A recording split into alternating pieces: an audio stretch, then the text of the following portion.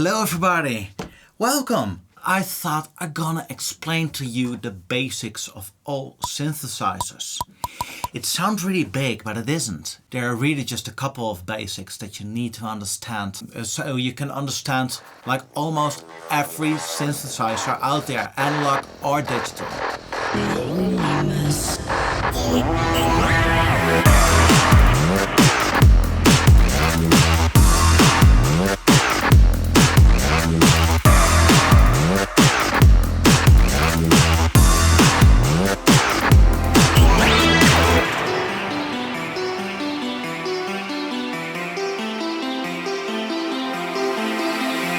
You can look at it like this. When I play a bass guitar and I play like a Fender Jazz bass, I can play the Fender Jazz bass, right? Because I know how to play the bass. So if I pick up, let's say like a Music Man, I can play the bass again. It sounds different and maybe it's got different knobs on it, but the principles are exactly the same. So it's the same with synthesis. I thought I will explain it with Serum, maybe D.A.W, and an analog synth that I got over here. It's modeled like the Mini Moog. So I've got an analog synth and two digital ones. Maybe later on I will grab another soft synthesizer, but we'll see. The first thing that you need to understand is sound. What is sound? Of course, sounds are vibrations. Vibrations in the air. And it vibrates like a 20 until 20 kilohertz. So 20 hertz to 20 kilohertz. That's not like there isn't sound above or beneath there, but we can't hear it. When I talk about sound, I talk about that range of frequencies vibrating the air, okay? When I think about sound, and it doesn't matter if I'm playing an instrument, mixing a song, or creating a song with synthesizers or whatever, I can think of sound and divide it in three components, right?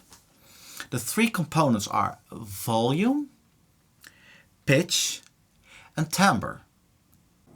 So first of all, we've got volume. The technical way to think about it, it's amplitude. Amplitude is a better way to describe it when I'm thinking about synthesis. For instance, when I play a really low note or a high one, you can look at the meters over here. They are exactly the same in terms of amplitude. So they have the same energy. But this one is louder than this one. Well, at least that's how we perceive it, right? So that's the first one. The second one is pitch. So that's pitch. Now you can say like, okay, but there are percussive elements in the mix and they don't have a pitch, like a hi-hat for instance. Or let's say about noise. Noise is just but no pitch, right? Well, I still like to think in terms of pitch, even with noise. But noise is just a way to have every pitch out there at the same time. And that's noise. So the last thing is timbre. And timbre is the color of your sound. So not the note, but how it sounds. So you've got the fundamental of the pitch and you got different pitched harmonics above that. But we still perceive it as just one note. The note that the fundamental gives you, right? So all the other harmonics can give the sound a different color. So that's the last thing. So once again, we've got volume, pitch, and timbre. Now there is one really important thing to think about in terms of sound, and that's time. Without time there is no sound, nothing will be moving, but you can change the volume, the pitch and the timbre over time. This is an easy one, it's like sound on, sound off. Okay, so, but still it's changing over time. It's off, on, and off again. When we have a synthesizer, and it doesn't matter if I have this synthesizer, or an analog one over there, we have to start with a sound.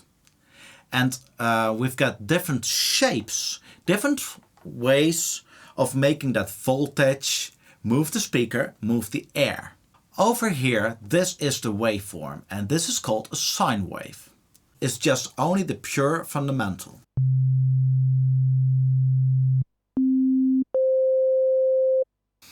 And over here, and that's why I took serum, you can see how the wave is shaped, and you can see the overtones. There's just the fundamental. So over here, this is called a sawtooth. Over here you can see the harmonics or the overtones, same thing, of this basic shape. And it sounds totally different. That's because of all those overtones, all those harmonics in there. This is a triangle, a different type of sound. And a square wave is every other overtone, every other harmonic over there. A saw wave are all the harmonics. A square wave is every other harmonic. Okay. We can have different shapes, but it's easy to understand these basic shapes because these basic shapes were the shapes that you could find in the analog world with the first synthesizers. You can understand, like if I have to make a voltage and make it move, the most easy way to do it is the pulse. I put it a voltage on, off, on, off, on, off again. So those are the basic shapes. Just let me sum it up for you again. So over here we've got a sine wave. So we've got a sawtooth. We've got a triangle. We've got the square wave. And we can also call this pulse. And if you call it pulse, you can play with the pulse width. Now I can use a filter. So you've got a low pass filter, or you can call it a high cut. You can cut off the highs. And we've got a high pass filter or a low cut. Same thing. If I choose a low filter over here, and you can see the shape of the filter over here. So we can use the cutoff frequency, and you can see on my spectrum analyzer over here that I'm letting through more or less harmonics. So that's a way to shape the sound. With the filters you got different components. So we've got a cutoff frequency. From over there we're going to cut off all the highs. Next to the cutoff frequency there's resonance. The resonance gives a little bump right on the frequency where you're going to cut off. So how did you understand, like when I understand serum like that, I can understand this analog synth as well. And it's the same for something like D.A.W. Over here we've got our different waveforms.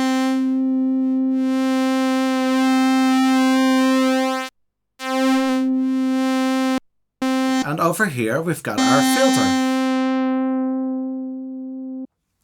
So now we understand that, the oscillator and the filter, we can move on. The basic synthesizer elements are 5 components. So we've got our oscillator, we've got a filter, we've got an amplifier, we've got an envelope, and we've got an LFO, a low-frequency oscillator. And those 5 things are the basics of every synthesizer. And now I would like to talk about an envelope. An envelope is a way to control something. and it doesn't matter what, but we can control volume, and that's the easiest way to show you what an envelope does. So now it's the amplifier envelope. Okay, so the amplifier controls volume. And most of the envelopes have controls which are named ADSR. Attack, decay, sustain and release. And the words describe what it does, right? And you can see it over here, and that's why I like Serum. If I close the attack to just 0 milliseconds, my sound starts immediately. When I turn it up, it's getting louder and louder until it reaches the decay. Okay, so the sound comes up and gets louder and louder and louder, and then it goes back again until it sets back to the sustain. So, and you can determine how long the decay will last. So, or really long. And now we've got our sustain. So, how loud will the note sustain as long as I will hold the key? And then we've got our release, and the release will be like, okay, when I let go of the key, how long will the sound go on? A long release, and I push the button just for a little while, and there we go. Or a short release, and it will stop immediately. Every instrument got a different type of shape for volume, for instance. So like when I would like to have a violin shape, I would like to have a slow attack. The sustain has to be pretty loud. And let go a really slow release. When I make the timbre like a violin with my oscillator and the filter,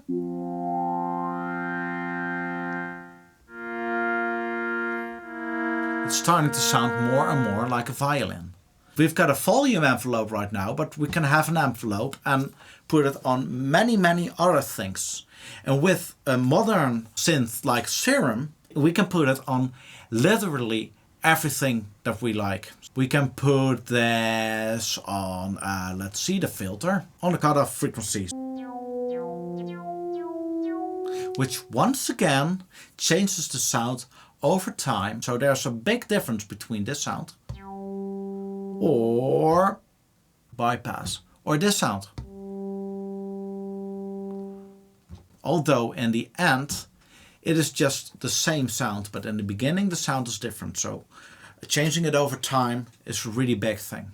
So I can drag this onto the filter, I can drag this onto the volume of the overall synth, on a volume of just one oscillator, and so forth. With an analog synth, you can hear those are still the same controls.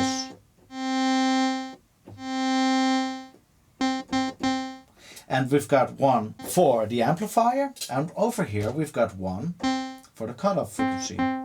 So with a slow attack, a long attack, a sustain down and a bit of decay, long attack. The same with a synth like this. So over here we've got a cutoff frequency, and over here we've got A, D, S and a knob for the release. So this controls the amplifier. So we've got a long release, a short release, we've got a long attack, a short attack, no sustain, and a bit of decay, a bit of sustain back again. Oh, a bit. So we can shape our sound in that way, the volume of the sound. And over here we've got one, and this one controls the cutoff. There are LFOs as well. And the LFO shapes are exactly the same shapes as the basic shapes. Most of the time in Serum we can do whatever we want. And that's why we like a synth like Serum so much. I can drag this on everything I want. So I can drag this on the pitch, for instance. So we can make this LFO influence this a little less. And over here we can determine how fast or slow this LFO will influence the pitch. You can hear something like a violin.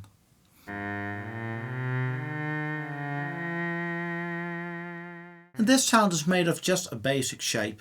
A filter, resonance, the envelope, and over here just an LFO. Now you can ask, why do you need more plugins and why do you need an analog synth or something else when they are all basically the same? And the answer is the same, like why does a guitarist need more guitars? You might need an acoustic one or an electric one, but the chords are exactly the same. So it's about a different sound and a different approach, and one plays better as the other. So it's all also like, do you like the feeling of the neck and the strings? And so this synth was modeled after an analog synth, so it's not perfect, and that's what we sometimes like. So, but I don't have the visual feedback or all the different things that I can do with a digital synth like this one. So it's all about taste, and in the end, well, I'm somebody like, I want to have another one and another one and another one and another one. So that's how it goes. The same with guitars or bass guitars, or it's just a lot of fun. Now we can have synthesizers with different features on it. So this one has 4 oscillators. So we've got an oscillator, and you can see over here which kind of shape you want to choose. We've got a second oscillator, which is exactly the same, but we can use 2 oscillators at the same time. So that's really nice. We have a sub oscillator, just an easy oscillator designed to give your sound more weight underneath. And we've got a noise oscillator. Over here we can choose what type of noise we want. We can add that noise in there to make different types of sounds. So the analog one got noise as well. Here we go. This is the noise oscillator on the analog synth. The modern synths like this one, next to the basic shapes, you got all different types of other shapes.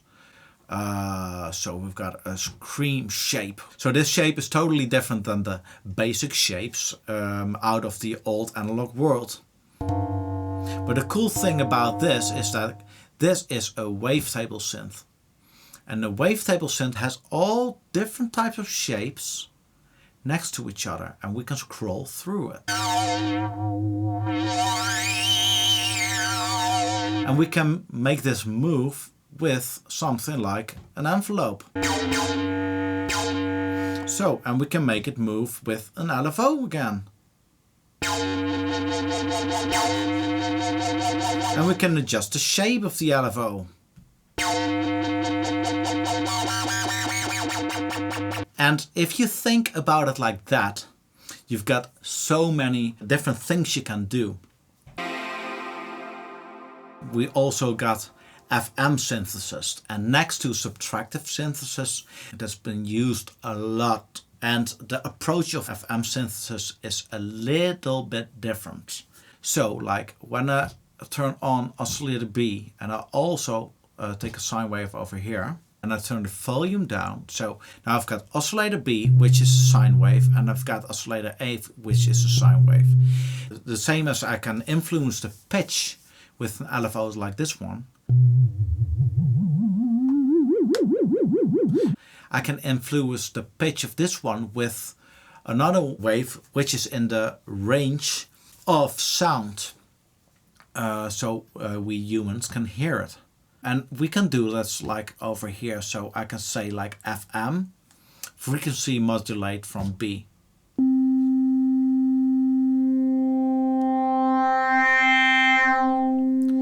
And right now, this one goes into that one and pitch modulates it really, really fast. Just as fast as the other one. You can create a different timbre with it. And now, if I pitch this one up,